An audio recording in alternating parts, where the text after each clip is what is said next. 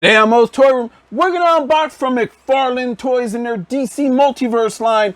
Here is Batman, The Last Night on Earth's Wonder Woman with the Helmet of Fate, and it's coming up next.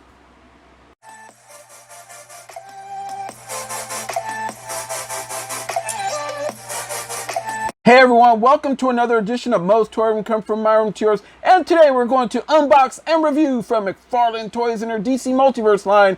Here is Batman's The Last Night on Earth with the Helmet of Fate. As you can see right there, she is kicking back behind her window of paint, locked in her plastic prison. Seems like she brings a sword and a stand. We're going to turn this box very nice so you can see more of that side font right there with some beautiful artwork going all the way around. There you have Wonder Woman with the Helmet of Fate, a beautiful cutout picture that you can get, and more action figures that are available now. This beauty is for ages 12 and up, comes with 22 points of articulation, and is available now. I will repeat. You can see more right there with some more of that logo of the Batman, The Last Night on Earth right there. It is also on the top right there. All right, folks, so what we are going to do is we are going to unbox this thing to save some time, and we're going to be right back and review her. All right, folks, so first off, we noticed when we took the Wonder Woman out of the package, the Helmet of Fate, the helmet does not come off. It looks like there's a face underneath it. You would have to try and pry, but the helmet's not coming off. But it did bring a card.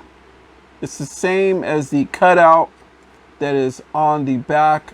See if you can get there, see if you can freeze it, for you can read that. Okay. Brings a card, and then we noticed that it brung the cheapest sword that I have ever seen come with any figure. This thing feels like it's made of paper. I'm gonna call it as I see it. Not a good sword, but we got a sheath right here that she has on. So hopefully I can keep that thing tucked away, because with the heat over here, this thing, look at this, is just going to be like that. Just terrible. But the actual handle looks cool. I just wish it would have been a lot rough, a lot sturdier right here to stay in place. But this is really paper thin and just paper, like really bad. Yeah, the sword's not good. All right, so let's take a look at Wonder Woman right here. First off, we notice she's very, very bow-legged. Okay, and as far as getting her to stand straight on there, her feet tend to be all crooked like that. They're looking like a Conor McGregor foot now. But you're better off just keeping her a little bow-legged, because she'll stand a little better even with this stand. This stand is doing this figure no justice at all. I'm going to say, so right now, it is not looking good. All right, but as far as the actual paint and the presentation of what this figure could look like, here you go. It does have its good parts about it. So the paint work is fantastic. I love the way that they did the paint work on this. I love it all. It just looks real good, even around the bust area, all the way down to her knee plates right here. Well, her knee pads, all her garment right here is just a soft, very soft plastic material.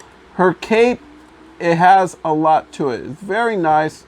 I like the way that they drape the cape. I enjoy the fact that they used the harder plastic material to get all the detail in the cape, because it really matches the figure. All right. And then when you do like this, actually, let's just give her a turn. I have to hold her because she is going to fall over even with a stand. So the ankles are not very sturdy on this figure, I will say. But they gave us another figure. So, yeah, go out and spend more money.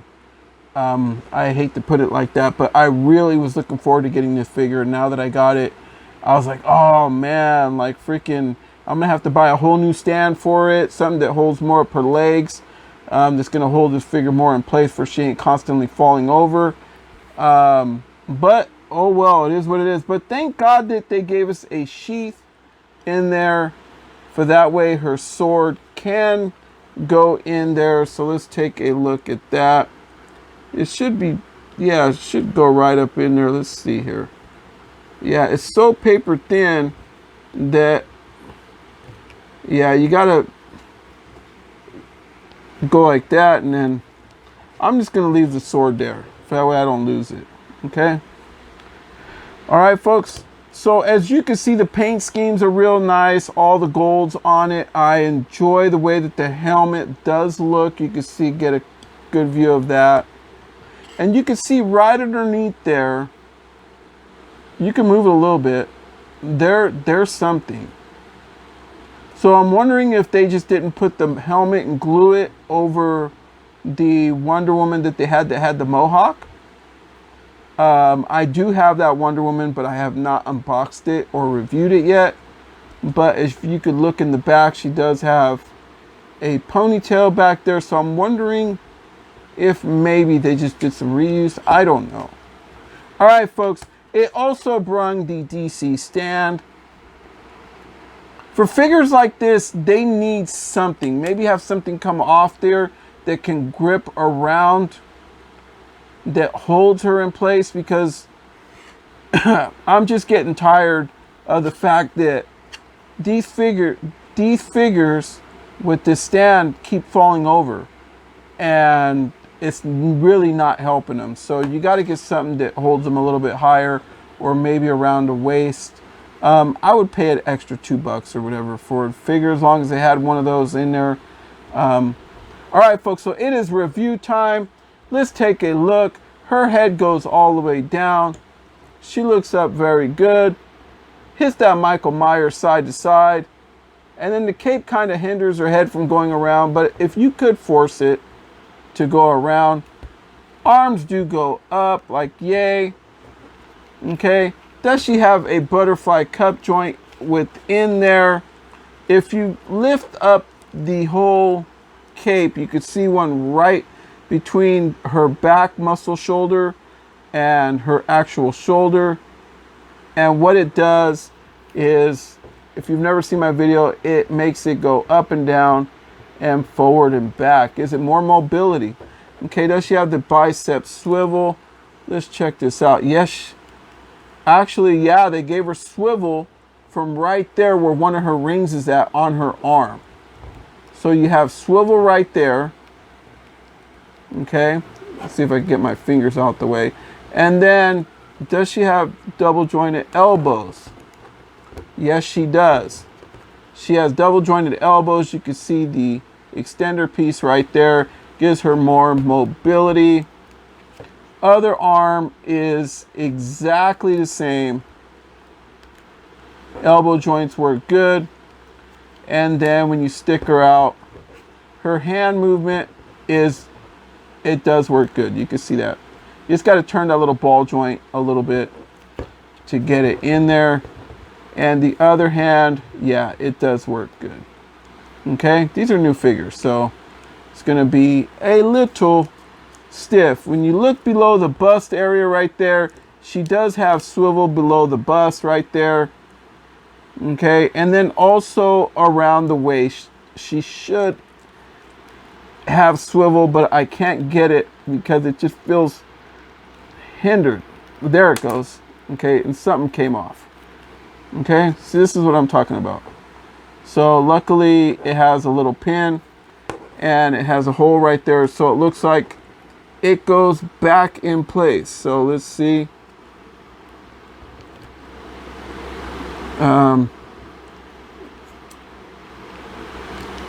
Yeah, I'll have to mess with that later, or I'm having trouble getting it back in place. Yeah, just okay. And then you can see the legs, they go forward, back, hits the Anderson Silva. Okay, same as the other leg, very stiff. Kick there. I had really high expectations for this figure, and then no upper thigh swivel, but she does have good movement at the hips, and then she has double jointed knees, which help out a lot. Okay, I feel like her foot is gonna come off. Okay, Check this out. Look at this. How do you expect the figure to stand like that? And then you got the big old joint just sticking out right there, you know. I mean, it just, I don't know. I have to call it the way I see it. This is a toy review, folks. All right. So the other leg is the same. When you move the sheath out the way, it works pretty good. And then this foot is a little bit better, but not much. No tilt rocker on this beauty. Down, up, down, up. And then the toe bend. Let me see if I can get the toe bend to work. Yeah, there you go. Really had to force it on that one. And then you got it on that one. Now she looks like she has some disco shoes on. But all around, I don't know. What do you guys think? Yeah, I'm just having a lot of trouble with this figure. I had really high expectations on it.